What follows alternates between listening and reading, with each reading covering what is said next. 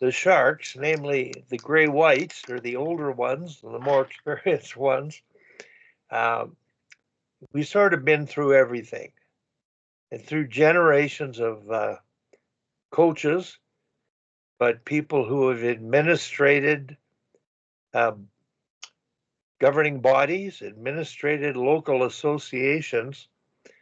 And, the real constant is the coach.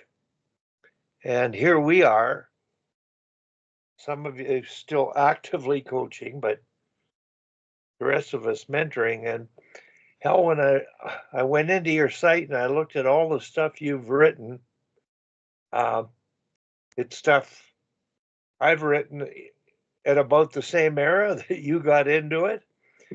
And here we are talking about the same thing. Mm-hmm. And I'm just wondering, are we talking to ourselves? So people, on the weekend, I was at an induction, Hall of Fame induction with Jerome McGinley was there and Dave King, and the older people receiving are all familiar with the Sharks and compliment me on it. And I made the statement that, well, I think it's just a bunch of older guys that get to talk about hockey. And there's a satisfaction in being able to talk about hockey, but the wheel keeps spinning in terms of trying to get more people at a younger age to buy in or catch on to things. And I find they're too busy working at day jobs. Taking clinics are important, but they interfere with their busy schedules. So I don't know, guys. Is there an answer? Is there a solution? Is the technological age going to help or hinder?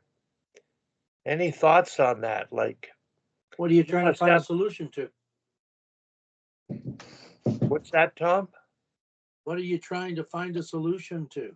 Well, I'm trying to find some productivity to what we're doing, not just for ourselves and the immediate team we're working with, but the audience.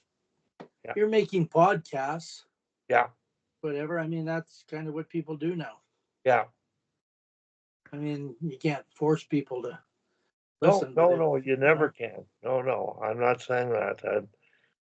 I'm just saying, and I go on what I call hits. And Tom, you've got the hit record for sure with your site. And I wonder if you could comment on the one that has gotten the most hits related to Al. Oh, the most hits I guess they're hits that I've ever got was 95,000, which is like multiple more than any other one. And it's just Al Andrews holding our coaching manual up. And he's so well known that, it was unbelievable. Like if I post something that pros did or something, I get maybe 1,000 to 2,000 hits. And, with youth hockey under 1,000 usually, but that one there was 95,000. Wow. But my site that I've had going forever, my ABC site, that's got 55 million. So, but that's been around a long time. Hal, have you any experience with that kind of stuff? Like, that's what I mean about today's age and how to communicate. And is it hit and miss, or is there any way of enhancing the effectiveness of it? I don't really know. If we go back 20 years, I did that newsletter that all those articles were part of, and that went out to about 65,000 people or email addresses, which was virtually every family that registered for youth hockey in Minnesota.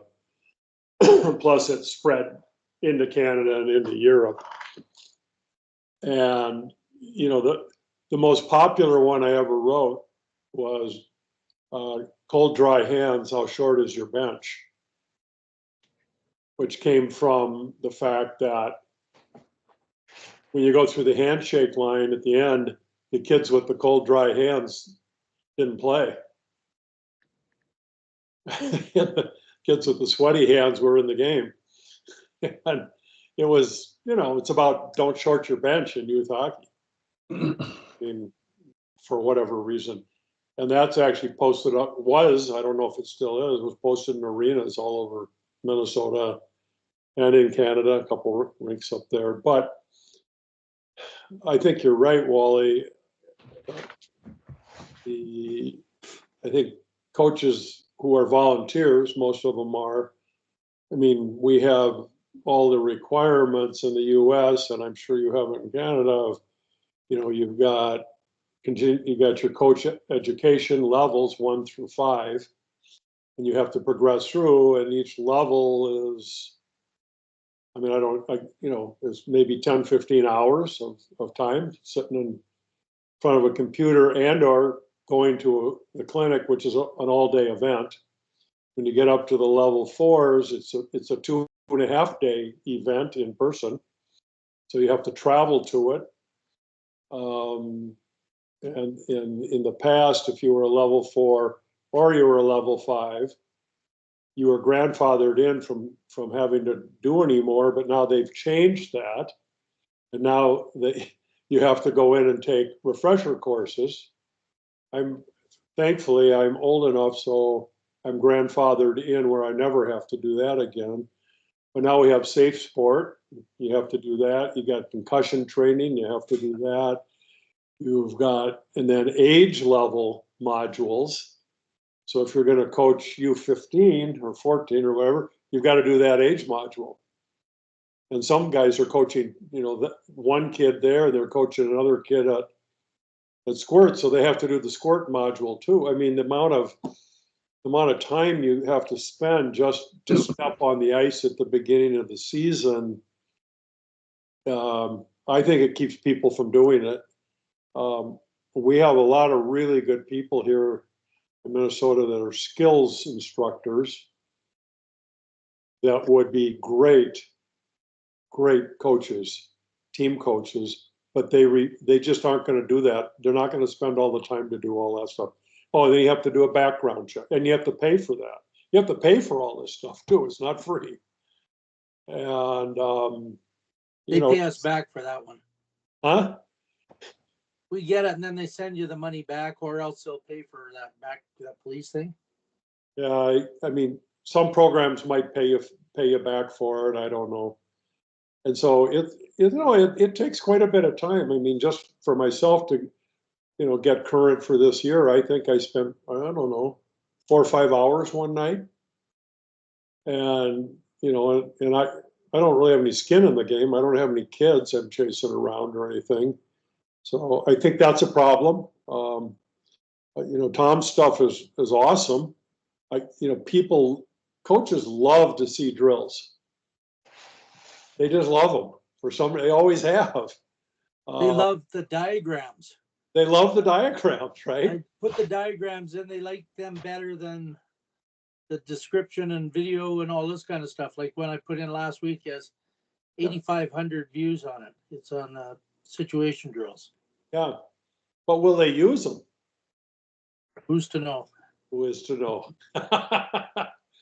Well, it's a good thing they're looking at it though, because you get ideas and, you know, you do that. But so if you think about, you know, great coaches, or if you think about, there's a guy in the Twin Cities called Rob Stauber. He coached the women's Olympic team that won the gold, I think, over in, was it Japan or wherever they had it. He was a goalie from the University of Minnesota. He played for the Kings, I guess, and he runs a goalie training program here in Twin Cities. He's got a warehouse. He's got a little indoor. He's got some artificial ice in there, and he's a great guy. And we have these conversations about the fact that he's got other trainers, but they're not him. How do you replicate somebody who's had a high level of experience and a lot of success, and they're trying to operate a business and offer the same thing? And there's just no way to do it. And then, as we were talking last week, in my opinion, the business of hockey is huge now, and the buyers have a hard time differentiating between programs. What are good programs and what are not so good programs? And I'm not sure there is a way to do it. And if you consider that 98.5% never of their customers never get very far with or without the training. Well, Al, last week, just before we played, I watched this group there's about 4 or 5 defensemen on there with 2 coaches. Yeah. They're probably U18 because they had the cages. Yep. And I was trying to get a video clip. I finally got one. I had to take about 10 times, just a really simple drill. The D went behind the net, Yep. wrapped and threw a long pass up to the far blue line to the coach. Yep. And either the pass was awful or the coach missed the pass. Yeah. And then they go the other way. So they did it both. And then they came up and got a pass and took a shot. So it was a really simple drill. Yeah. But I had to take it probably 10 times before this simple drill, these kids could do it properly. It was unbelievable. I think my girls could have done it 20 times better. But, these guys are charging a lot of money for that, eh? Yeah. And then if you separate the roles of as a coach, if you're an assistant coach and you're coaching the defenseman, you're coaching the D. If you're the forward coach or the special teams coach, you're coaching that. But the head coach is the glue that should be holding it all together. And the head coach is the one that drives the culture. The head coach is the one that, makes all the major decisions. And that's a very different job than being an assistant coach. And I've almost always been a head coach, and I think I'm pretty good at that. I can be an assistant coach, but I'm not in my opinion, I don't think I'm as good at that. And I've seen a lot of guys that move from assistant roles to head job, and they fail very quickly because they don't understand what it takes, what the role of the head coach is versus an assistant or a skills coach. Being a skills coach is relatively easy. Because you don't have a team, you don't have the parents, you don't have all the stuff, you don't have all of the multiple interests that you have to balance on the team. And if you're not very good at that, then you're going to have your team's not going to be very successful. This is just my opinion only. But I got an opinion on that. I don't think it's easy to be a skills coach. You acquire the ability to be a skills coach, and you get better over time. And sometimes I believe today's coaches aren't educated at teaching skills, right, individual skills and individual tactical skills, Yep. because our era of coach development, we were taught that. And I think in terms of the audience out there, I'm sort of bypassing the ability to teach one-on-one because it takes expertise and experience. And I'm really now leaning to Tom's concept and Craig Gruvak's concept, and this is generalizing, letting the game teach. Yep. just play situations, uh, and let them make decisions. Their skills are going to be what they are, but they're going to get better based on failure and how they adapt. And it's really nice if you could point out a little cue point here and a cue point there.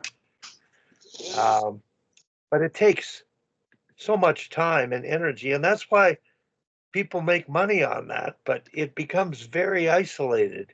Mhm. And I just sent a link out to everybody. I don't know if you could open it. It's on Instagram. How ridiculous skills are when you can't use them. So it was really a good Instagram account. There's an older fella and a younger fella Mhm. who expound about these things. And I got it sent to me by a parent who said this is the case. Everybody's investing money on individual skill work. And Tom, you commented on these fancy guys and one guy with having a puck, two sticks, and the puck on each stick kind of thing. And they can't play the game. So I really, I don't want to ignore them. They're that important. The teams you work with, because you're their hell, you're going to attend to it. But we're not going to be there. Right. Now, Peter, you're working in an association, basically doing what we've done for years, and maybe you've done for fewer years, but you're doing. It's banging the head against the wall. What's working? Is there anything that's you feel is having an impact that works well for them? Well, yeah, you have in Canada, and I think probably even Hal being where you are in Minnesota, I think you have an advantage to some degree as far as the pool of coaches that you're able to pull from, because there's a lot of former pros that are in areas, and honestly, the area where that's growing the most in the States is actually Florida. I'm discussion with a friend who's living down there, and there's name after name after name down there. His kid was in a tournament last week, just some summer fun stuff they were doing. He said, then Roberto Luongo's on the other bench because his kid's playing. So that's not unusual to find the former NHLers involved in those youth organizations. Whereas here, there's very little of that. In the organization I'm working with, there's minimal experience. Guys might have played in high school, and they might have played a little bit of club hockey and maybe the occasional NCAA player, but there's not a lot of actual practical knowledge. So one of the things, Wally, that I've done is, or will do, is the plan if I go back within this fall. That's what I proposed to them in the spring at our exit meeting, was connecting with the university and bringing them players who could actually show them these skills that they're talking about. Because you're right, as far as the game teaching the players 100%, but in this youth organization, the mechanics, simple things like stopping, turning, correct egg usage, that type of thing is not what it should be.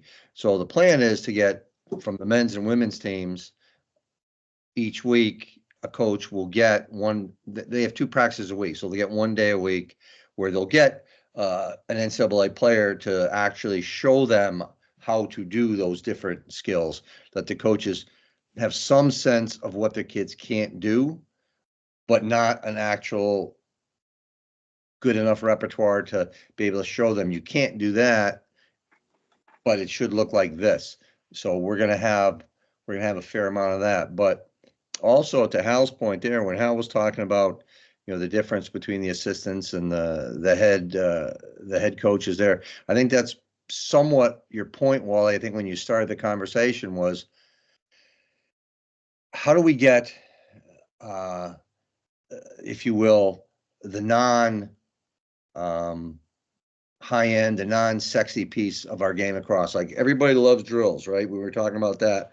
They love drills because they see this and, oh, look, you move here, you move there. It's really cool. But the philosophy of how you actually get in a positive way into a player's head to give them the information, to teach the parents philosophy, that's the struggle, because that's what they really don't want to hear. They just want, watch my kid play and make my kid better. And to them, the only thing that makes their kid better is their ability to handle pucks, their ability to skate, and to some degree, positioning. Other than that, the things we've been talking about, the mental health piece of it, the importance of your motivation, and then commitment having to come from the motivation, that's something that is rarely discussed, or if it's discussed, it's glossed over pretty quickly. So I think that's our biggest challenge, is finding a way to get those things that actually do matter across to the coaches and to the parents to try to get that buy-in. And I think that's the frustration, because that's been the same forever. That's been the same forever. You could bring in a player who has NHL ability to coach a team, and everybody's super excited. But at the end of the year, when that team's only won 6 games, and I've heard parents say that coach doesn't know anything, which is incredible to me, which obviously they do know. But again, were they able to get those other points across? Like, how do you get in their heads? How do you get in your players' heads to buy in? Practice is important. What you do away from the rink is important. Parents, how you support is important. They don't want to hear that, because it's very often counter to what they want to do. Well, guys, if you could look in the chat, I just posted a pyramid. And I did this pyramid sitting with the young fellow that was head of Hockey Canada's development program. And I think the pyramid I've put in, to me, it's simple, it's automatic, but it really connects with the problem we've all talked about. If you look at the bottom of that pyramid, it's just individual skills. And then you move up to tactics and team tactics. That's when thinking starts. Well, if you don't have the skills, whether it's puck control or turning both ways with the pucks, then you're going to be pressured, not have space and time to think. So I think there's a degree of deliberate practice that has to be done. But if it's can't be taught like Hell does in a progressive way, and walking them through to improve their knee bend and improve their edges, then it's something coaches can't do. So I don't mind, especially when here we are working at elite levels, so-called elite, to let them play games and learn from games, small area games. I've identified tactical skills they can't do, and I'm trying to convince coaches that we can still teach those, but I'm only focusing at U13. I don't know if it's going to make a difference or not, but Tom, we have a perfect example. Most of our coaches run deliberate practice, conventional practice, Hal and Peter. It's a prescribed drill, pass made from a location to a location, all predetermined, and it's done that way. Now, there's a point where they get good at it just by doing that drill over and over and getting better at it. And right now, I talked to Kyle Wunvig, Tom, and he said he was able to use a deliberate drill. It was simple to begin with, but then they now can do touch passing within it. They're all deliberate touch passes. So that's a progression. Learning to teach. But most coaches aren't as keen as Kyle running his own programs, and an ex-NHLer who's been at it for years, and he's really receptive to this information. But he is planning the U13 practices for the prep camp for this association. And I'm sure he's going to use a lot of deliberate drills.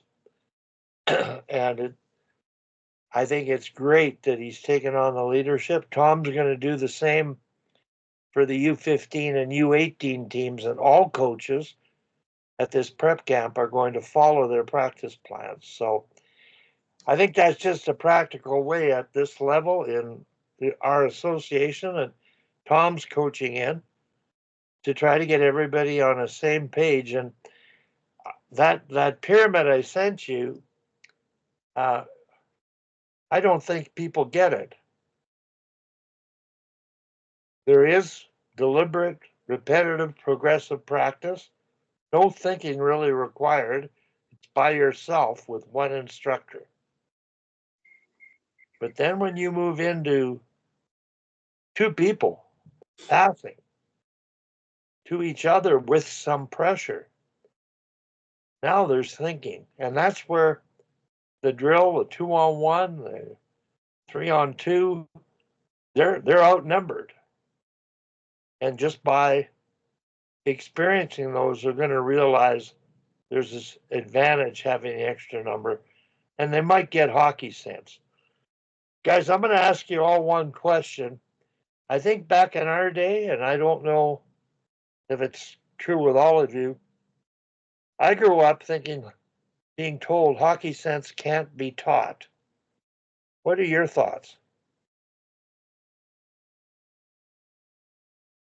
I mean, I agree with that in the fact that, yes, I grew up with that, but I think that has changed. I think that's changed, and I think it's changed because, and some of you guys are a good example of this.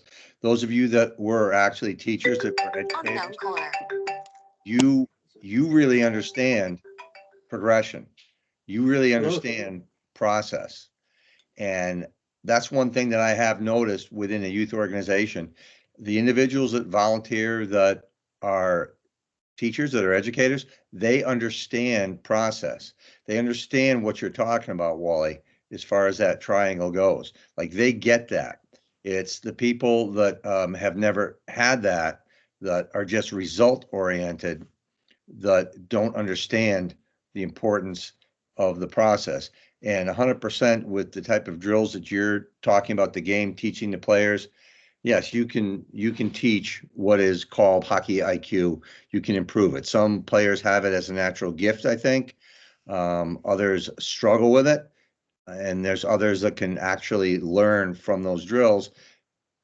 And I think you also have to point out to them that the fact that you understand this tactically does actually mean that your hockey IQ is improving. I think you actually have to let them know that that's the end result of this too, parents as well as coaches. So yes, back in the day, yeah, you either had hockey IQ or you didn't. I could teach you to skate, I could teach you to shoot, but if you don't have the IQ, you're out of luck. But that fortunately has changed, I think. Hal? Yeah, so I agree with you, Wally, that the skaters have to have the fundamental skills to execute whatever drills are out there. And so you do need some deliberate practice on those things. My experience is if you do that and focus on it, they'll get better pretty quick. But then I guess we get into the tactical side of the game. And I've always believed that the game is an ongoing series of reoccurring situations. So zone entries is a great example. And I always focus on that with my teams.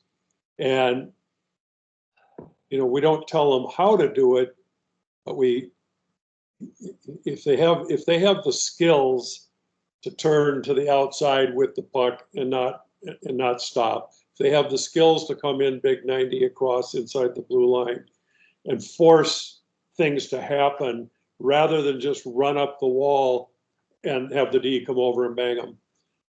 Which a lot of kids will just do that forever. They'll do that their whole career. If you give them other options and other ideas and not dictate them, the kids will do it. They will come off the ice and they'll say, "Coach, did you see I did that big 90? I said, "How did it work?" "That really worked good. I'm going to try that again." And that's the Gretzky move, or the, however you want to call it, but it's creating time and space. So when we're dealing with kids that are under 15, their ability to process information is not the same as an adult.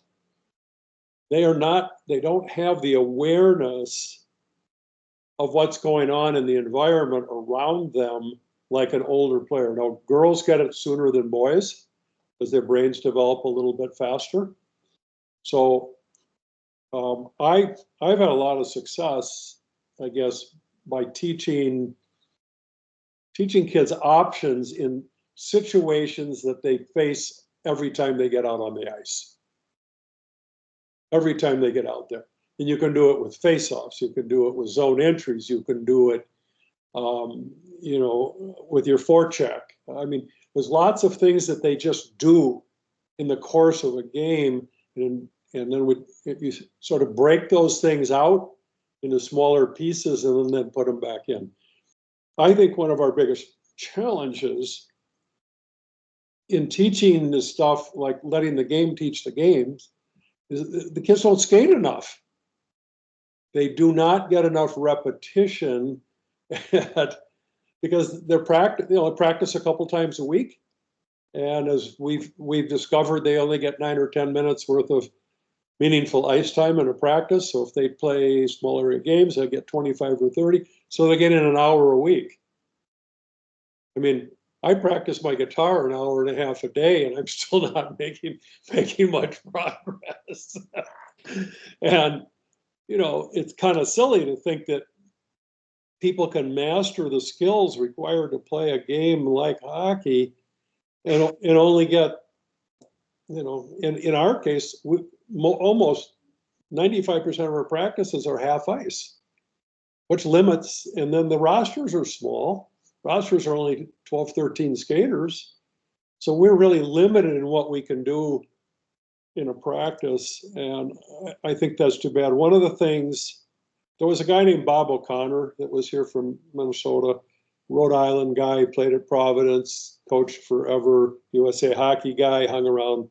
Anyways, he collected videos from when we were doing videotape from all over the world, all over the Russians, the Finns, the Swedes, US or whatever. And Bob, being who Bob was, he always bought 3 of everything. And he gave me a lot of those videos 25 years ago. And I would sit in the evening and I would watch these videos. And of course, they're all in the native language, so I couldn't understand a word, but the game's the same. But what I noticed is that they get a lot more ice time in Europe than our kids do. They play about the same number of games in my calculations, but they start in the 1st of September and they play until May. And we start in November and we're done at the end of February. Oh, can't hear you.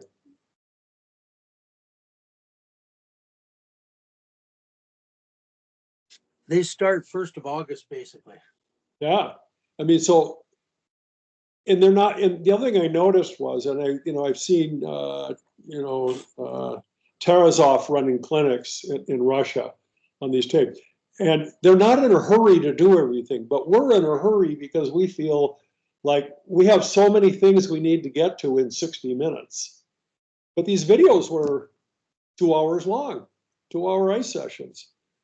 And so, and they were doing multiple things on the ice and, working with the D, but they're not in a hurry. They're about getting it done and doing it right. You know, one of the things I noticed in all the drills from Europe were when you start a drill, if there's a defenseman involved, he always starts off backwards.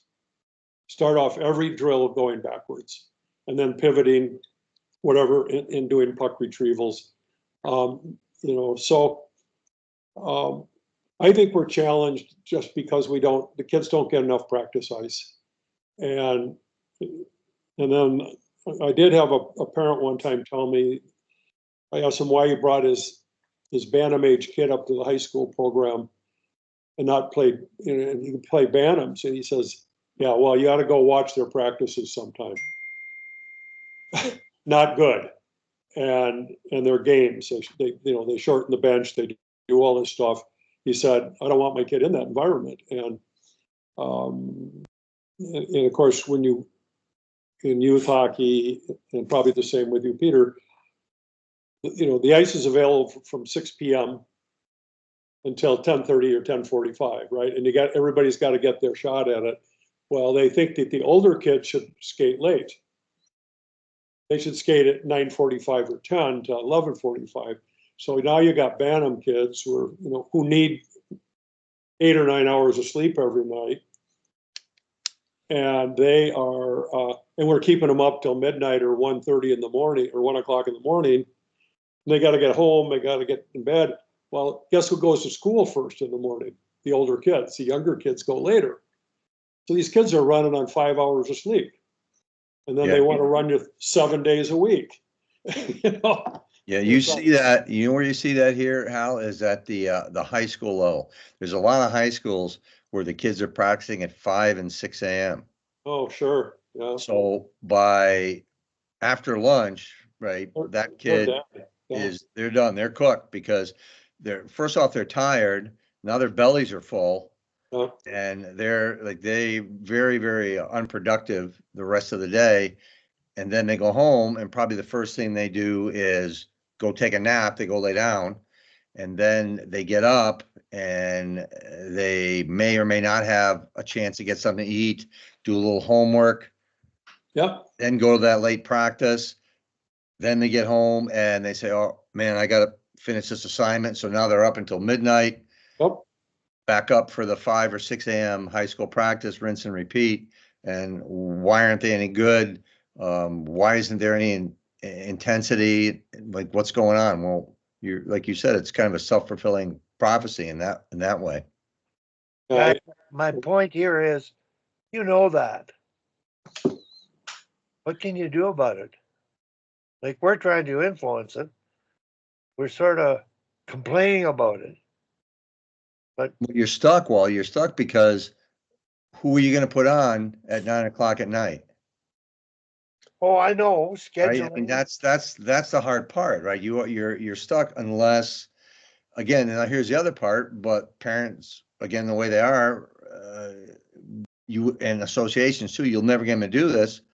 Maybe we shouldn't play Saturday. Maybe Saturday should be a practice, and then we'll play Sunday. Let's practice Saturday where we can get ice, because we can get game ice on the weekend, you know, anywhere from 9 in the morning till 6 at night. We can get that. We got it all day. Why don't we just practice? I want to give you two things that to me are productive ways of dealing with that. Number one is the awareness of it and appreciating the word balance. Now, whether they're going to do anything about it or not is up to whoever does the planning and scheduling. But parents have to realize, even in their own lives, we've got to be balanced. You know, family first, time to eat, time to sleep, so your body's ready to go. So there's an education piece that we lose sight of because of the game and the score. It overrides the purpose of what we're doing the sport for. So there's that education about purposeful practice and what it means. And right now, more is better, when in fact it's worse. And it's not necessarily more of the right thing. So I'll give you a perfect example, and I threw this at Tom and all the coaches in our association. There's a new outlaw league that has 3 ice times a week. Our group has 2 ice times a week, but they have a dry land session once a week. And this year, they're going to alternate a dry land training session, which is excellent. The next week, they're going to do a shooting session in a shooting facility, which is excellent. So I proposed, I didn't propose, I just brought it up with Tom. 2 teams combine ice at the same age level, run a practice, half ice. You're an expert coach. You can get reps. You can do tactical, strategical things, and you can finish the second half of the practice competing. And we have a game up here called Perns 3-on-3, half ice games. There's like 9 against 9 on one side, 9 against 9 on the other, keeping score, attacking, trying to break it out, pass to the next in line, and it works. It's extra ice time. And I like ice time because it's concrete. So at least we've had the conversation about it. But even in addition to this, players are still taking extra ice time at 7 in the morning on their own. So they come to the practices pretty exhausted, not really productive, not really there mentally. And they're doing it. And I'm amazed that they're doing it as well as they're doing it. So, hell, I'm just questioning the capacity of the young people today. I agree. Uh, I mean, we've got three kids that go to a hockey academy and they skate for an hour and a half at lunch every day. And then they're out of school at 3:15 or 3:30. And then they go home and do what they do. And then they come to practice. And, if the regular practice is only 9 minutes of meaningful ice time, I guess that's not a problem. In my practices, it's a problem because they arrive not only tired, but probably dehydrated, especially in the winter. And they run out of gas. And one of the things that I have done the last several years is, see, our high schools have the ice from 3:30 till 6 in most of the communities around in the Twin Cities. So no youth teams around there. And our high school coach decided to run 6 a.m. practices twice a week for different age groups. So now we got kids getting up at 5 in the morning or 4:45 to get to practice, and then they go right to school from there, and then they show up at practice again in the evening. It's too much. So I've always thought at the U14, is that Bantams, 5 days a week's enough. And I always want them to be home for dinner one night a week with no hockey afterwards. So they can get some sleep, they can catch up on their homework, or catch up on their video games or whatever. Just something away from the rink. But it's hard. And then we go to these weekends, and we'll go to a tournament weekend and play 4 or 5 games in 3 days. And but I think days off, I'll swap out with other teams and say, look, we need a day off. You want this ice time? Give us some ice time. You have some in another place. So, but when you've got a rink and a half, and we have 400 kids playing hockey, not including the high schools. Balance is hard to achieve for sure. Well, I'm just going to make one point. I proposed 2 teams having 1 ice time, and I've seen it work with U18 boys elite hockey, AA. Mm-hmm. But the coaches had to really work together at, I got half ice, what am I going to do? You're not proposing we lose one of our full ice for a half ice, I hope. You're not giving up what you've got already. If you Okay, want an that's- extra ice time, No, I agree with that. I wouldn't want if to you give want up an a full extra ice. ice time. But quite frankly, I'd prefer the half ice. I can do a whole ice, but myself, because the nature of my coaching is teaching. And if you're going to work on breakout, you're going to work on forecheck, you're going to work on special teams and face-off plays, and you want to teach, there's an opportunity in that halftime to do that. And some teams have overlapping ice times. So you can have 30 Yeah. minutes to yourself, and then Yeah. you know, Yeah, we so do that sometimes. there's ways of maximizing ice utilization, but some coaches they have their way and they do a good job at their way. Yeah. I'm just saying, consider different ways. Right. And in the end, I think the coaches are doing a hell of a job out here, and we're providing a sense of direction for the association and the parents to appreciate everything we're talking about. And just getting them on the same page to do things the right way.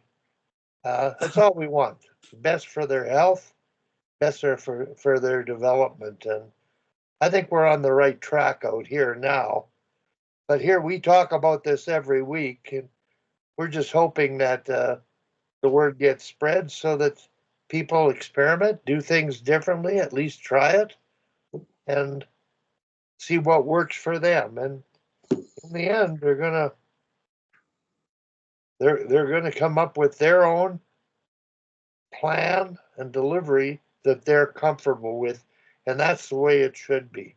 Yep. Like, we're having a 5 practice prep camp this week. Tom is planning practices for all 6 coaching staffs of U3, U15, and the U18. Well, boy, if somebody was planning, if I was going to do those practices, which they asked me to do, nobody's going to be happy. So I told them, I said, no, I'm going to ask Tom to do it. He's the most experienced guy. His approach is something the other coaches will benefit from. So I've had to tell them the association wants some continuity at the prep camp.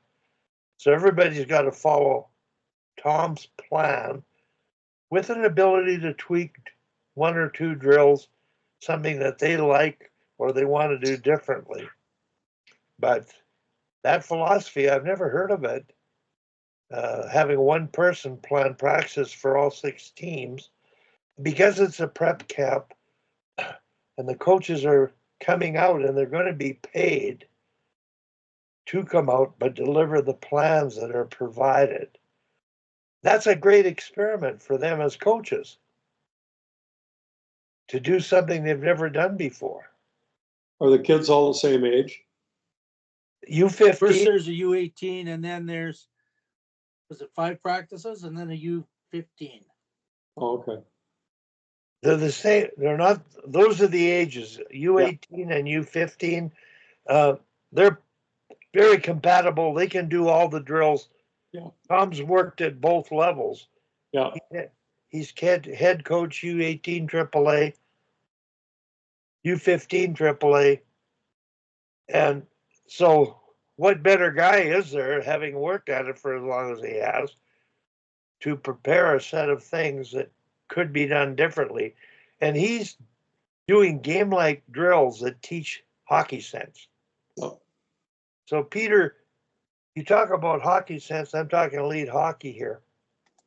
I'm going to ask Tom to explain the one drill that if every coach out there did, and it's been done as a warm-up drill by many teams at the NHL level as a warm-up drill, and it's worked at the U13 level to teach them how to think, and it's called continuous 2-on-2. It's Thomas's drill, a Czech coach who worked with Montreal, Boston, the national women's team.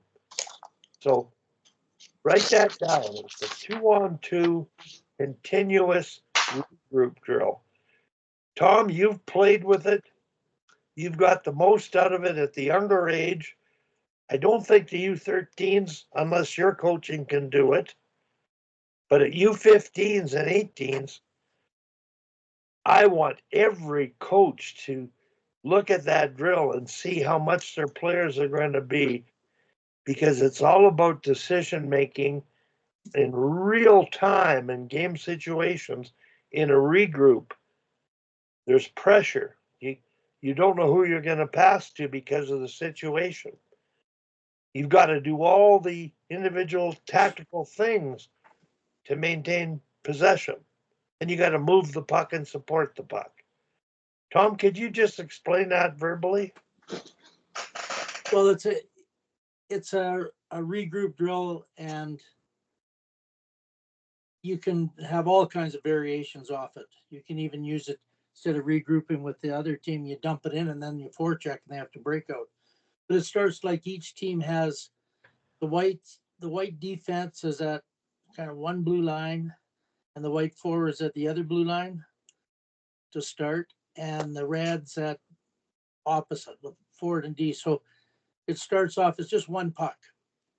So the white forwards take the puck and they pass it. You can do it with 2 or 3. You can do it with 1, 2, or 3, to tell you the truth.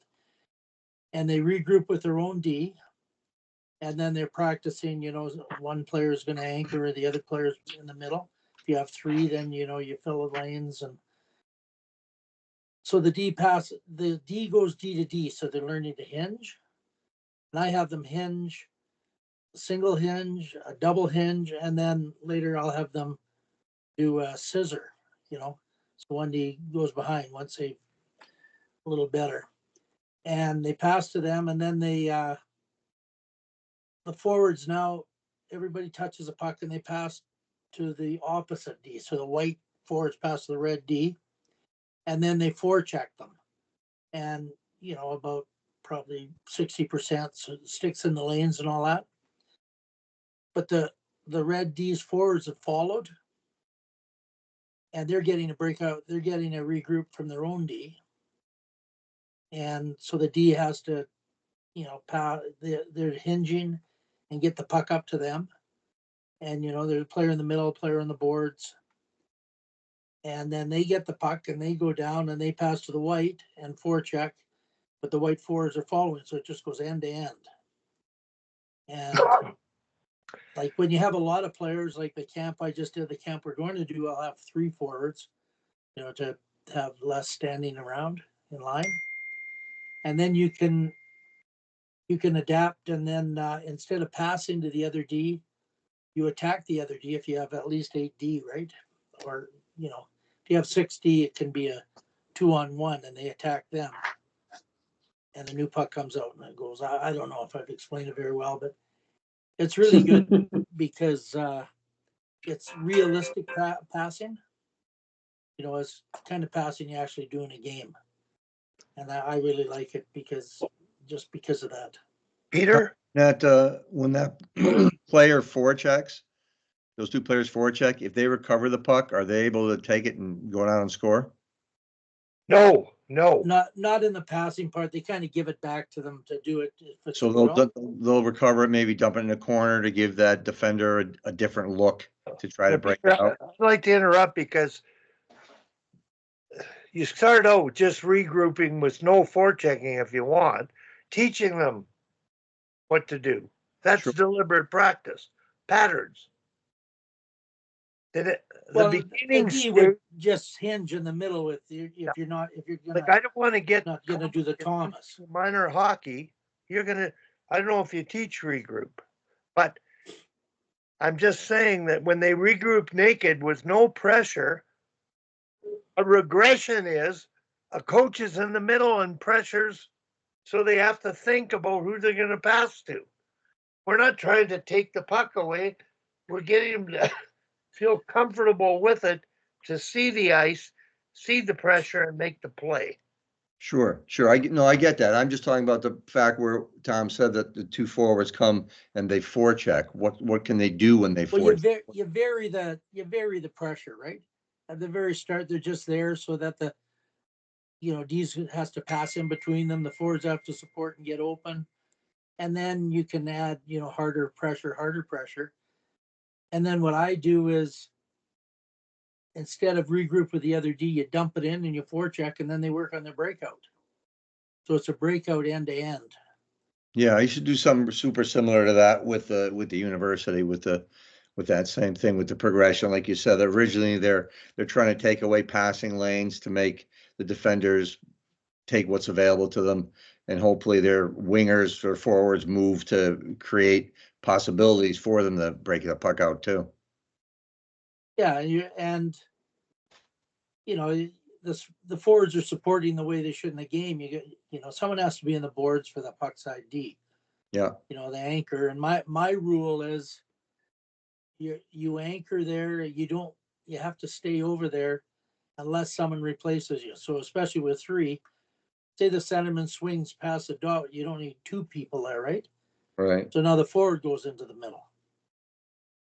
So the rotation there, and then you can get the wide winger. Now they have the option of staying wide or slashing across or all kinds of stuff. So you're really teaching.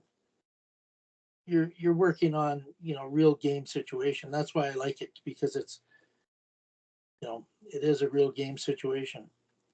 And Thomas worked with Florida, and he's coached in the Olympics and all this, and he did it all the time, and just game like. That's why it's so good. Sure. Yeah, anything game like, right? There's an acronym for what we're talking about here.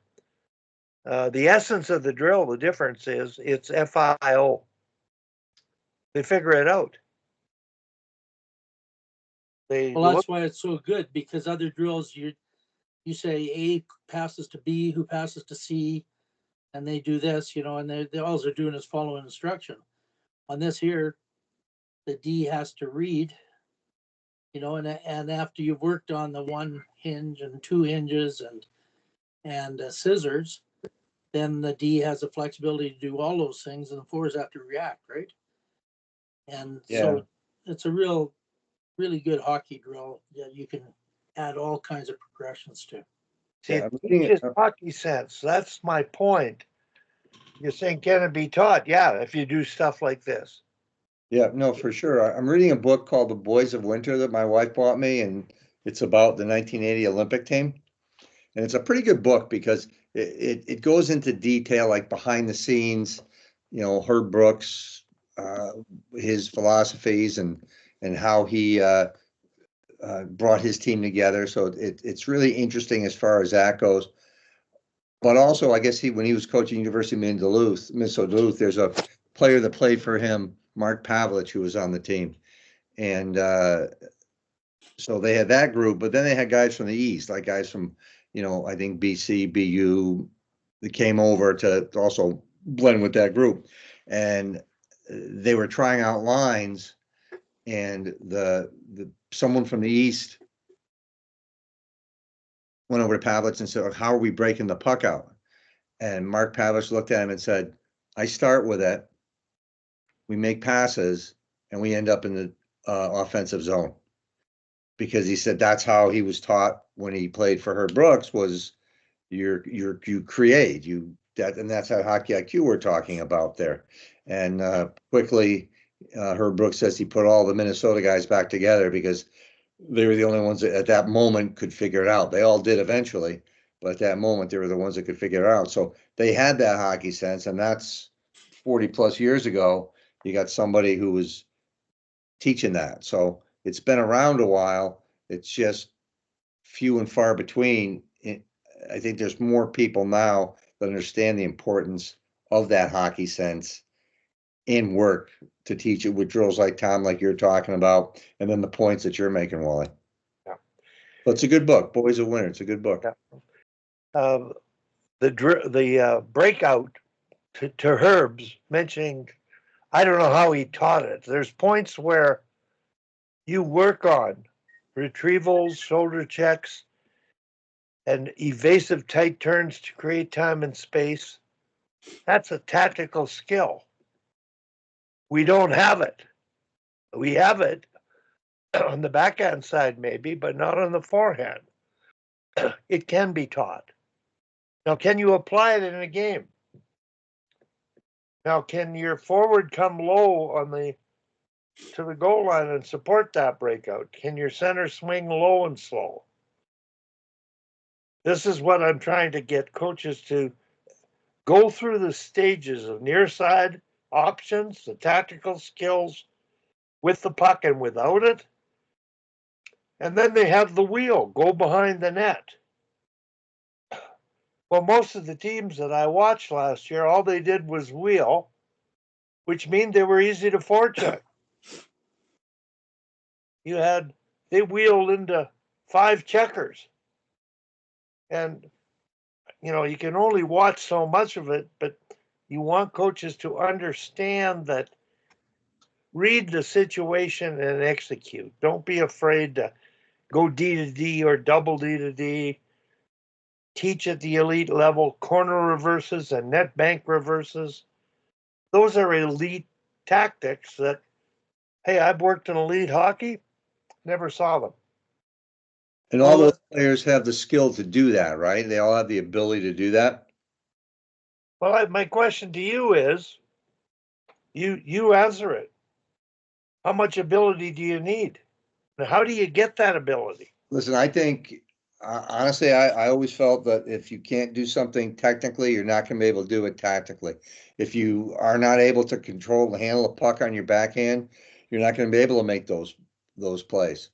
If you're not comfortable being able to pivot in a certain direction, you're going to be limited tactically what you're able to do. So that's why I think the technical piece of your stick skills, your skating skills, which is the bottom of your pyramid, right, is so important, because if you can't do it technically, it's hard for me to expect you to do something tactically if I can't get my body in a position to do it, or I can't get my hands to move a puck to a particular way. I can tell you all I want, this is what I need you to do, but if physically I'm not able to get myself in that position, then you're just going to end up frustrated, or you're going to end up doing what you said, Wally. You're just going to say, you know what, let's just wheel, because everybody can do that, and that's what we'll do. So I think the ability to be really good technically, which is your skills at the base, is the difference maker. At your level, for sure. And that, you don't have a power play, right, unless you can pass. Yeah. If you can take a pass and whatever. In our camp there a couple of weeks ago, I took that drill, and we had 2 regroups in the neutral zone, and then the third one, the 3 players went 3-on-2 against that D pair, because we had lots of D, right? And the next group just followed them out, and it just worked great. So anyways, I'm going to send, I know I didn't explain it very well, but I'm going to send email that thing to you guys. Tom, when you get those plans done, make sure I get copies of them. Oh yeah, because I'm going to share them. And you know what you said, the double regroup 3-on-2. Are you going to try to build that in? Oh, of course. One of my core kind of thing. I think it's just a great passing drill too. So I just emailed that to you because my explanation wasn't very great. But my point here is, Peter, who in the people you work with can teach those skills, tactical skills? Anybody? The tactic piece, so at the youth level, that group, the technical skills is where they struggle, which is your basic. Again, that's where the university players will hopefully come in to help teach those kids, show them how to be able to do things technically. the passing, the shooting, the edges, all that part there. The tactical piece is something that we discuss with the coaches. Like I said, we do those monthly meetings, and a monthly meeting may not be enough, but I'm also available in between that month, and I do have some good conversations with the coaches where we talk about what those tactics are. But I always bring it back, like I say, to that piece of, can your players move in such a fashion, and can they make a pass with their feet moving so I that gotta you let can, my dog out. yeah, you can be tactical, so you can get those things done. So as far as who's teaching it, in this organization, it's somewhat collaborative because we have our monthly meeting, we all talk about it. And then in between, I'm available to talk about it and to teach it, and try to hammer home the importance of, again, technically sound first and then tactically second, because you get coaches who will watch an NHL game, come to a practice, try to get their kids to emulate that, and it's a complete failure. And then they just get frustrated that their kids can't do it, but they can't do it because they don't have the technical piece in place.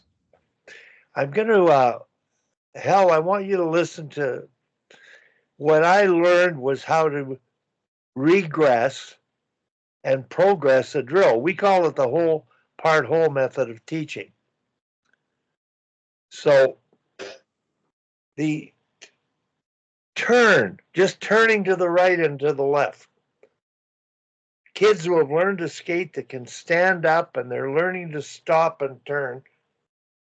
Learning to skate is the first class. Then learn to play, learning to skate with a puck and handle it. 4 to 6 years old. So turning, the head and shoulders, inside leg, ahead, weight on it. And I find at the elite level here, there's no problem with the feet, but the head doesn't precede the turn, your heaviest organ. So the progression for 4 to 8-year-olds in your community is easy skating randomly and shouting turn, and they just turn their head and shoulders, the beginning skaters. Now turn the other way. Now this is my fundamental progression to turning, which precedes the progression to stopping is turn until you stop and make snow with that front foot. Now, Hal, I can see you're smiling because I'm sure you've done these things.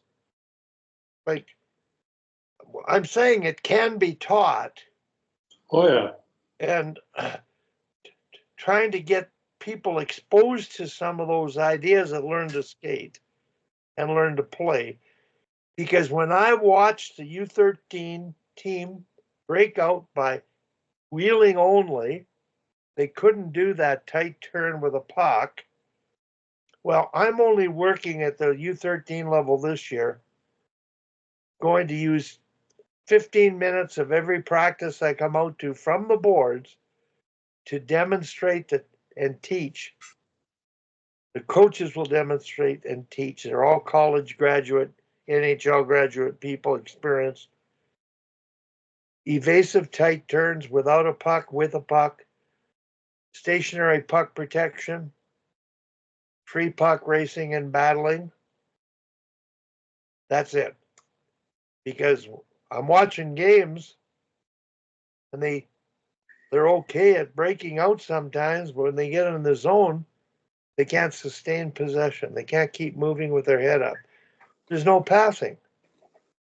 It's just one and done.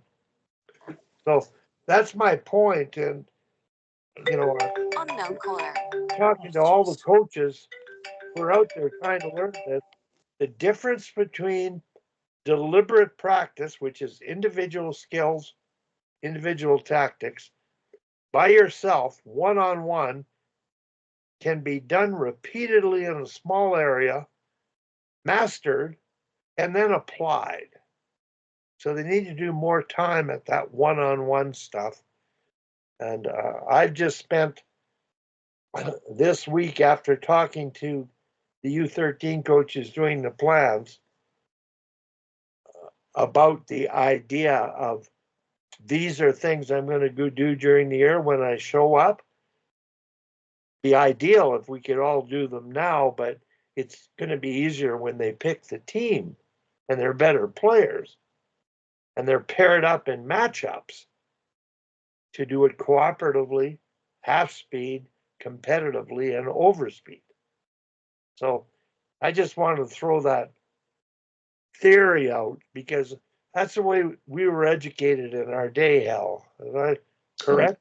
Well, I think you're right. I mean, when I'm teaching crossover cross unders on the circles, the message is turn your head and look at the middle of the circle. Because the physics are all wrong. If they're coming around the top of the circle and they're looking straight ahead and they're trying to turn to the left or right and their head's looking straight, you know, and I'll tell them, I said, why do I tell you to turn your head? Well, I said, what happens when you turn your head? Well, my shoulders turn and my hips turn. Yeah, that's what you need. That's what needs to happen. But everything starts with your eyes. And, you know, you're going to go where your eyes are going. Hal, the point of turning the head, why does everything else follow? Like the why of it is important. And we teach those biomechanical principles. Right. It's, you want to be off balance in the direction you're going. So your head is a heavy organ, your shoulders go that way, your body weight. Yeah. All the force. And that's what you need to get your weight on that outside edge of the inside leg. Yeah. So back in our day here, we used to cover the biomechanical principles. They dropped it and they just said repetition, repetition, repetition.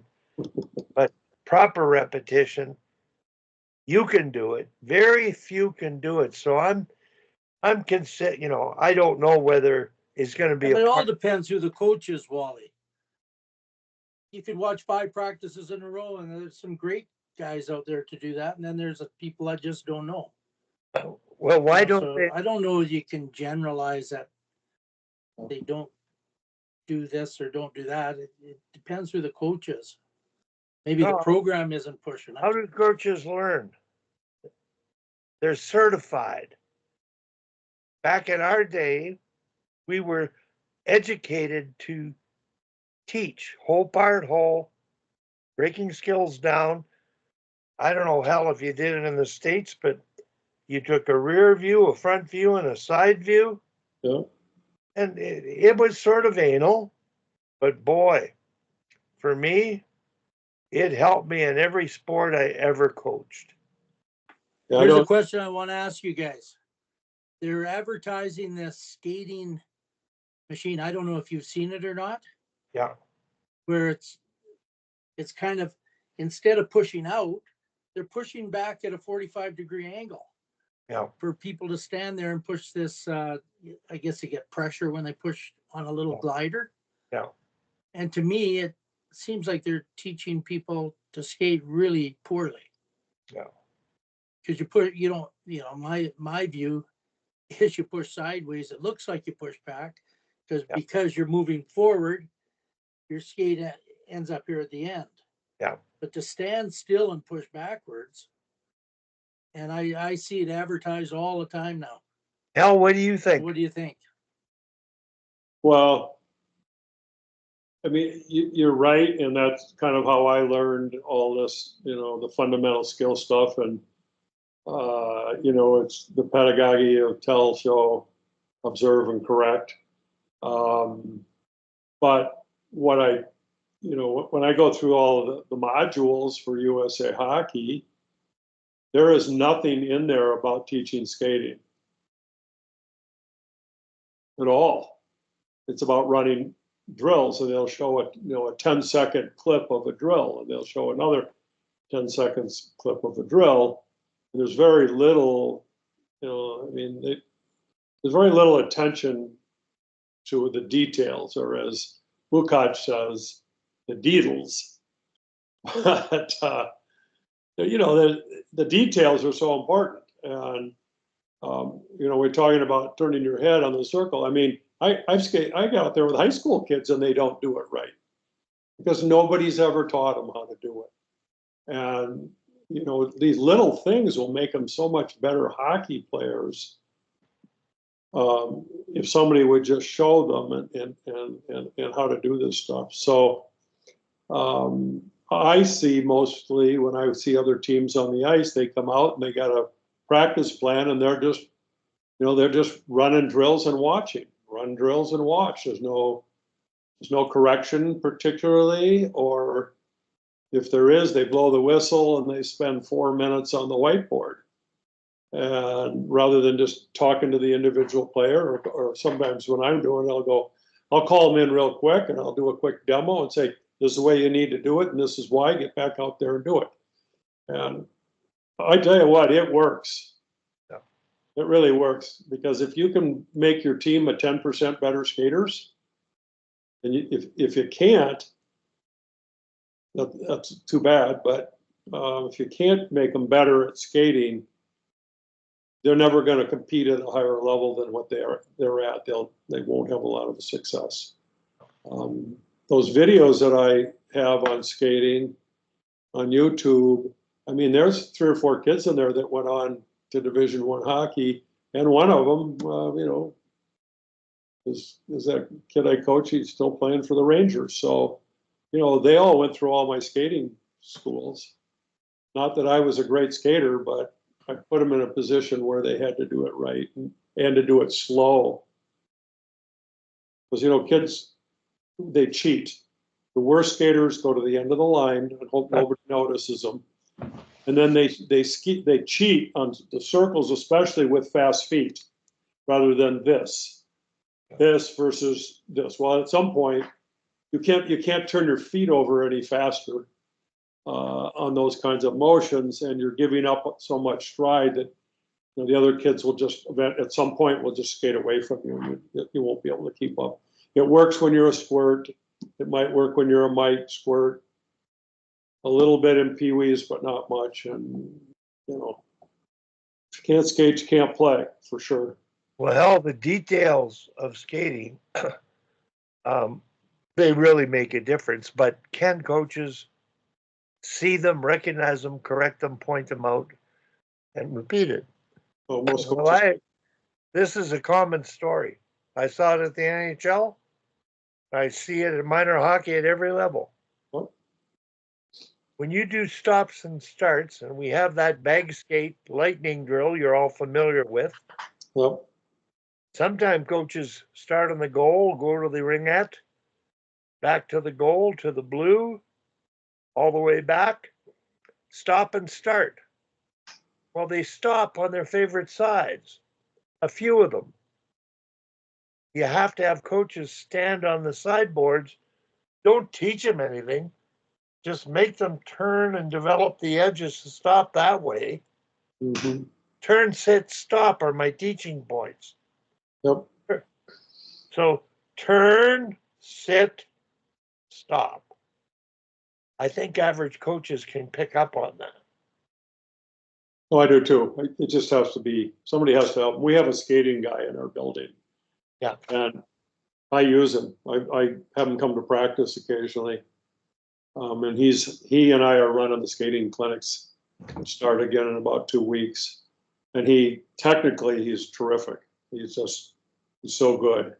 And the kids like it. I mean, the kids like to be able to skate better. So, hey guys, I got to run. I got a dead battery on a vehicle, and my wife was not happy about that. And, that old deal, happy wife, happy life. So I'll catch up with you guys next week. Okay. Have a great weekend. Hell, I think I told Tom a few times, I watched the Calgary Flames, and Tom and I have sat together at Flames practices and national team practices, but I happened to be at one practice and I knew Marty Gelinas really well. Dave King used to coach the Flames, so I was often around watching practices. And one practice, Marty was on the ice with Bob, what's his name, Hartley, and it was near the end of practice, and they did the traditional bag skate. And I was sitting with the present head coach and Cassie Campbell and her daughter Brooke in the stands, and we're watching, and I watched them stop about 6 players on their favorite side. So that's a habit. And to me, I stop that stuff. I don't let it go because the habit is that important.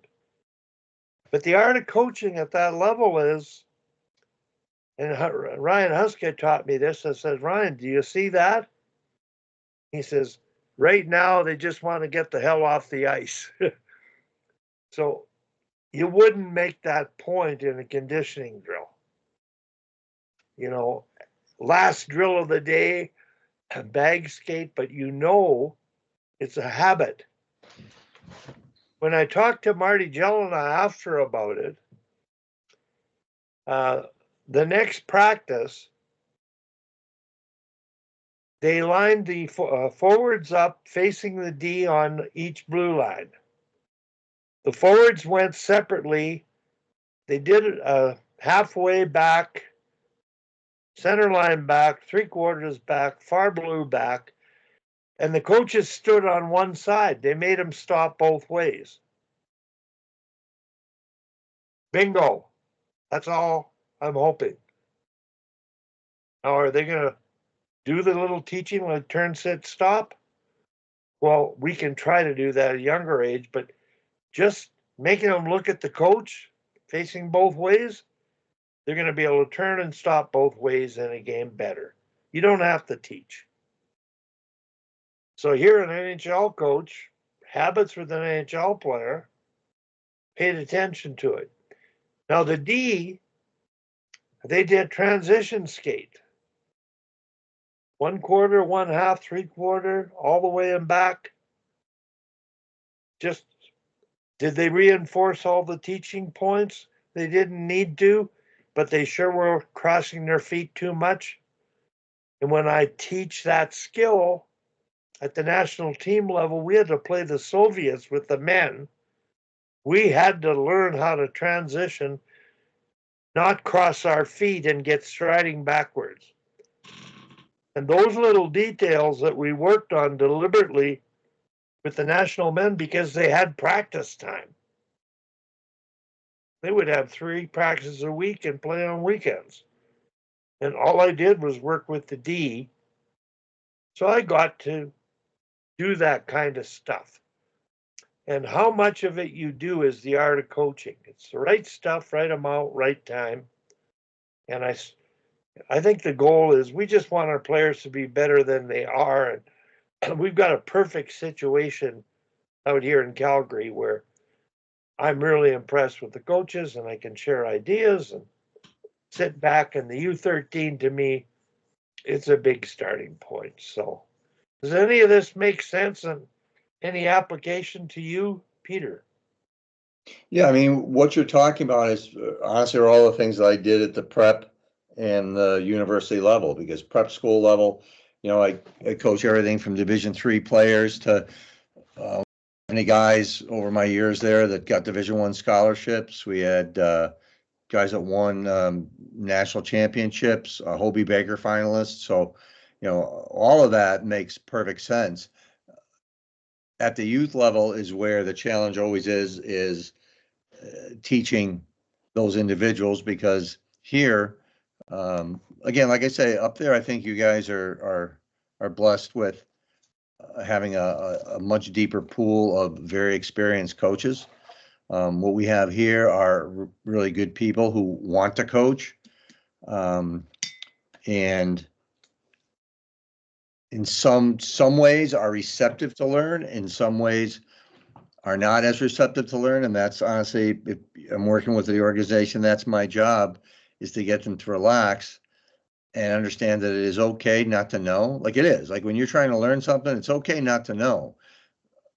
That's the only way you're going to learn it, right? It's important to know in life the things that you don't know as much as it is what you do know, because the only way you learn and grow as a person is being open to learning. So at the youth level, having these coaches understand that they can be taught and helped along the way is what my goal is, 100% for sure, because I've seen what it can do, like I say, at the prep and at the university level. I've seen all that. So yes, it does make sense for sure. How old were you when you started to coach? I was, probably late 20s. Now I'm going to ask Tom and myself the same question. Thinking back to when you started, what would you do differently?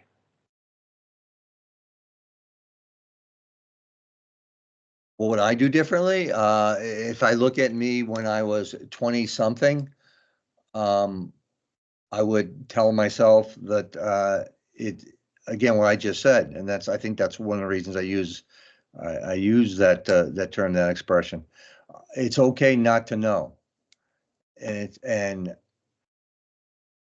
I always thought I did a good job of reaching out to other individuals, but again, knowing that it's okay to not know and having the ability to learn, be excited about that, rather than seeing as that be a negative. I think too much we look at when we don't know something, we try to hide it a little bit, and we use that as a defense mechanism. And it really holds back our ability to learn and to grow as people. So I think that would be it. I think it would be talking to my younger self, if you will, as they say, that it's okay to understand that you don't know, and reach out and find ways to know, just so you can be better, so you can make those around you better, which is what you're supposed to be there for. Tom, Well, the old saying that I wish I knew then what I know now. Like when I started coaching, I think the only thing around was Howie Meeker's little videos, 15-minute videos, or as organized ice. And then you got your remembering what you did when you played, so you start off with not that great of a base of how to run a practice. Like I was a phys ed teacher, so I had kids all the time that had to organize and do stuff. So I was always, because of that, I had the background of teaching phys ed. So I think I've always ran good practices generally, but yeah, just knowing, have a better knowledge base. But yeah, you start with what you got, and I made the point of George brought guys in starting in the late 70s, about 76. 9 years he brought in international guys. I think he brought in 3 Swedes, and Bukac came twice, and Roger Nielsen. Roger Nielsen was there, and that's where I met Johanny, and that's where my greatest leap in coaching was from him, because he, of course, being captain of Finland for years, and basically is a father of their way of doing things. And then he started bringing me to Finland, and I saw the club system, and I learned, how really emphasis on how to organize the ice and this sort of thing to make everything efficient. So it's just a progression of what you learn, and I've always gone out of my way to be updated. I think I went to every Hockey Canada symposium they had for those years. They had them every second year, and then I've gone to about 8 World Championship coaching conferences. So I've always been kind of, and then we've really lost something in Calgary. because ever since the scandal with Hockey Canada, the under 20 team, Hockey Canada lost all its sponsorship. Nike pulled out and all this sort of thing. And they used to fly all the kids from, most of the players in Canada are from the East. That's where most of the people live in Canada. And they'd fly them to Calgary to practice at Winsport. All the teams. Now, you know, the under 20 junior team they're training in Ontario, and Winsport doesn't bring in all these teams anymore. So 2022, I went and I watched practices. I took 130 videos of what they're doing in practice. And I look at that. That's how I stay updated to see what the new, the young coaches are doing. But that's kind of dried up now. So it's a kind of a different landscape that we're working on. So anyways, that's kind of my background of how I try to stay up to date with things. See, Peter, and Tom was ahead of his time. And if I was starting again, I would have studied more.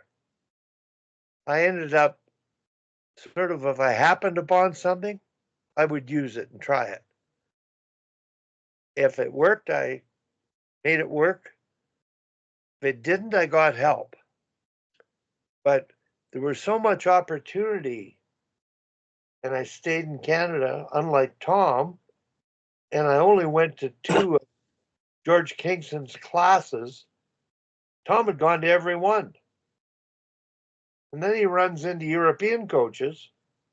We all know how advanced they are in terms of teaching, efficiency, the whole 9 yards. So back in the Aero, and I was learning to teach and learning to coach, he was already ahead of his time. In fact, out of the league of Hockey Canada's development programs. So now the fact he's doing what he's doing, and I had to sort of do some sensitive puck handling so that he could plan those ice times. Well, I think it's obvious there's nobody more qualified to do it. Now, if you had to run those ice times, it would be discomforting, but it's going to be good for you to do that. And that's something forced upon them. Would I want them running my ice times? Sure, I could. But I know Tom at that age level, he's going to get it bang on with what they need to do. So, Tom, when you talk about Howie Meeker, I ran my first hockey school. And of course, I was the bobblehead of Hockey Alberta. I went to every clinic and I learned so much that I could bring back and play with. And it really, really helped me. But when I was running hockey schools, I came upon, and you taught in our system, I think it was the 10, 12-minute, 35-millimeter films by Howie Meeker. Those were in the classroom session the 8 years that I ran hockey schools. On the ice, I did Howie Meeker's Basic Book 1. Now, Tom, he was the best deliberate teacher. I learned how to teach turning and how to play 2-on-1s, offensively and defensively, and I just copycatted that. It was my hockey school. We did it. I hired teachers that were coaches that did the same thing, and I came out of it learning more and getting pretty good results. And I don't think I've ever really invented anything new.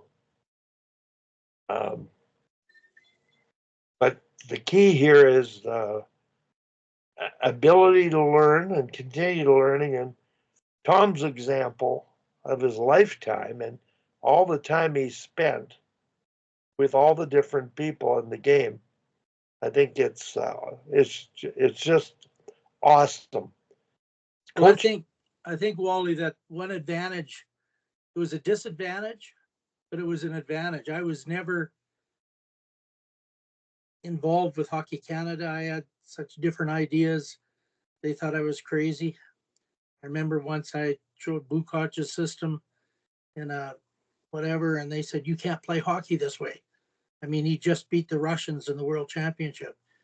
The Russians always rotated left. They had, for a while there, Tikhonov only had left-handed shots. He didn't have Helmut Balderas on the team, who was one of the top probably 3 hockey players in the world, because he shot right-handed. So they all rotated this way. yeah. So the Czechs, to beat them, they had this left winger, defensive left winger system. And they eventually did beat them with that. But anyways, one of the neatest experiences I ever had is the Finnish Ice Hockey Association had me come to Viramäki, which is their center. And I ran their national hockey school for, I think 3 years, but maybe it was only 2. I can't remember. I think I did it for 3 years. And I'd have their stars as my assistant coaches and NHL guys like Teppo Numminen and Jyrki Lumme and all that. And they're the assistant coaches on the ice. Of course, I had them do the demonstration, not me. But because they appreciated that mixture of some Canadian stuff and their stuff, because I, working with you. So I was pretty, and then also, when I went to Finland, Yursinov was coaching TPS, the Russian Olympic coach. And he was thought of as the top coach in Europe at that time. And we did some clinics together. So I picked up a lot of stuff from him. And then when I ended up in Salzburg, he came 1 week a month to Salzburg, but I'd known him for 10 years already. So just kind of not being a Hockey Canada guy, there was the benefit that people, I think I got taken to 7 different countries on 3 continents. And in the States, different guys have brought me down to, over the years, they brought me down to 10 different states, I think. And just because of, I did things differently than other people. So. Yeah, guys, I appreciate it. I've got to run. I've actually got surgery tomorrow. I'm getting my other hip replaced. Oh my Ooh, God. good luck on that one. Well, I had the right one replaced. The good news is I only have one left. So we'll get that taken care What's of. that, I got about 12 things- week recovery? Like it all depends. I mean, you're driving in 2 weeks. In 2 weeks you can drive.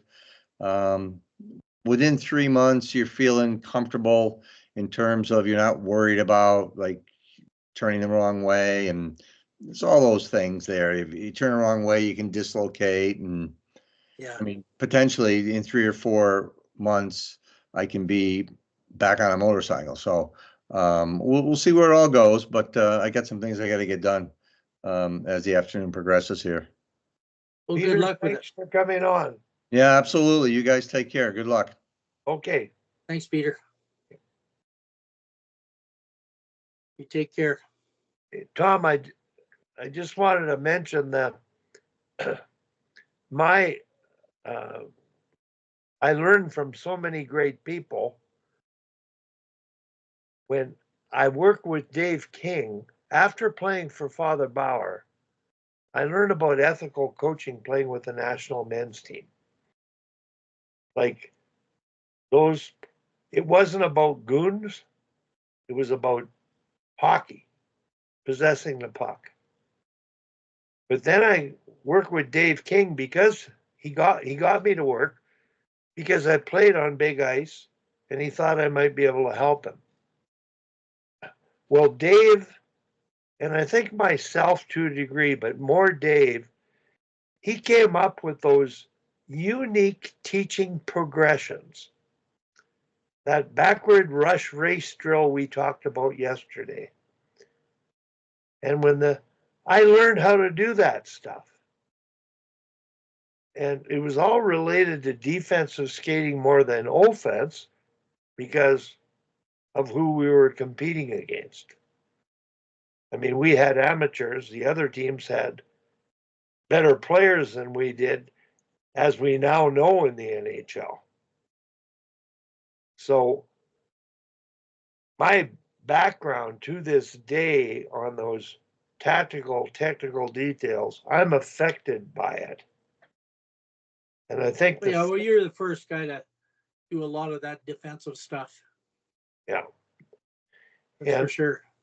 I think the thing I need to do differently now, and I think I've reached the point where with the national Alberta's U18 women, their skills are so high. I really do, they don't need to work 1 minute on defensive play right now because all their lives in Canada, that's all we focused on. I Defensive. think we focus on that still. I don't see that when I watch practices. What I see is people working on skill, like Yeah. offensive skill, carrying the puck and sliding sideways and that kind of stuff. I really don't see very much defensive stuff when I watch practices. Well, I sort of simplify the idea, 2 words, reactive and proactive. So if you have the puck, your team, you're proactive. You're creating time and space. You're supporting it. But when you're defending, you're reacting to what the offense is doing and taking away time and space. That requires a different skill set and a different mindset. So, we talk about 200-foot hockey, and I think that's something that elite players really begin to understand. And you've heard the line, well, they're 200-foot players. And I think it's defensive hockey at least at the NHL level. I think it's pretty damn good. Watching the playoffs this year, boy, they've taken D zone coverage to another level, and the game's so advanced offensively, and they've had to defend a game that I never saw played before. Well, so they're getting better. McDavid couldn't go through everybody in the last few series. Great point. Great. Like like playing Calgary, that Hanifin just got eaten alive by McDavid all the time. That playoff series they played 2 years ago or whatever. Yeah. Like he's a great skater, but he couldn't handle him. But you watch Florida and I think Dallas too. There was one guy in Dallas who was unbelievable. He just handled him like nothing. So what did he do, Tom? Was it a team thing or an individual thing? No, I'm talking about individual because McDavid ends up, one-on-one on people. Yeah. Like he made that incredible goal where it slid sideways on the finish D, but full ice and all that, he wasn't just burning guys. Yeah. And it was basically defensive one-on-one and, playing them really well. And, I don't know, maybe they did what you talked about, being the shoulder in the middle of the body instead on the outside and all this kind of stuff. But it was incredible how well the defenders played against him, because I've seen him just eat people alive. Yeah. Because he's so fast. Yeah. See, I'm trying to wear my coaching hat and say, what did they do? I think they took away space in the neutral zone so he couldn't build up speed. They created gaps sooner on the puck carrier, whether it was McDavid. So there weren't any, he didn't have a chance to build up speed and do that linear crossover to take advantage of it, where the defense were literally crossing their feet backing up. So the concept. Well, I think you're right. They played their gaps instead of standing there. Like TJ says, you never stand still. If you're in the neutral zone and you gotta, you're too far ahead of the play. Yeah. you kind of zigzag turn so that you got speed when they come. You don't want to be standing flat footed. Yeah.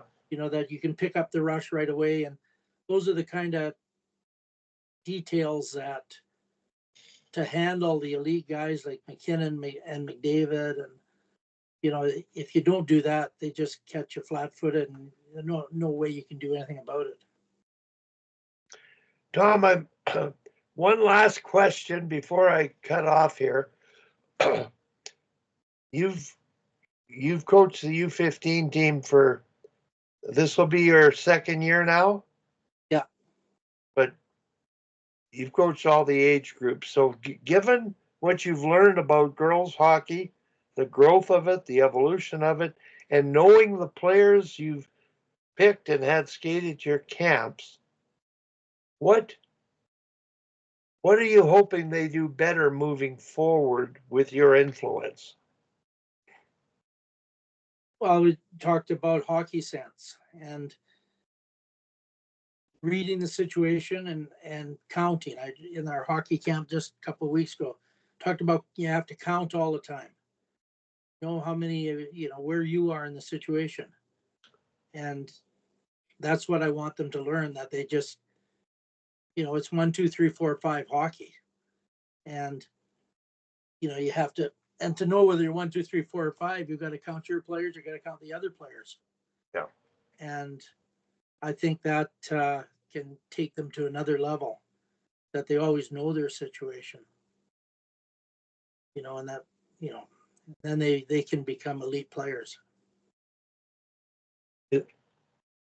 What do you? No, the skills are, even the weakest player at our camp, was good. Yeah. And they're really improving, and I imagine the boys are too. Like I really enjoyed that team we coached together, that Bantam boys team. Yeah. About 5 years ago or something like that. Yeah. And no, the skills are there, I think, so like we talked about, you've got the skills. So if you can type 120 words a minute, doesn't make you an author, right? So you gotta be able to put it together, and that's why hockey is such a hard game, because the skills are so difficult. You're on skates, you have a stick, people can body check you, and the game is constantly changing all the time. Tom, I sent a link out. I talked about that interview with this coach who talked about the stupidity of skill. Oh, I watched it. It did work for you. Did it? Yeah. Like, are you on Instagram? I think I have an account. I don't. Yeah, I've got almost everything somewhere in there. Like that to me. But I don't use Instagram, but I think it will open on my phone. Because that link, to me, that's what we need to accomplish in girls hockey Calgary, in hockey in Canada. That doesn't happen. They have like I told you, watching U18 boys and coaches, they couldn't make 2 passes in a row. I had to take like 10 videos of the same drill to get one where they actually, everybody could make a pass, take a pass, and make a play. Yeah. And so you have to have the skills, but then you have to know when to use them. Yeah. No, they couldn't complete those passes. Was that because it was a deliberate drill rather than a game situation? Well, it's just a simple unopposed drill. You should be able to make a pass to the far blue line, and you know what I mean? Wasn't that hard. It was just they go one way and then they got a puck over the other way, and they weren't even doing it properly. Their coaching, he wasn't making sure they, like Bob Murdoch says, when you wrap the net, you got to get between the dots. You can't skate to the outside. Yeah. You got to get between the dots. And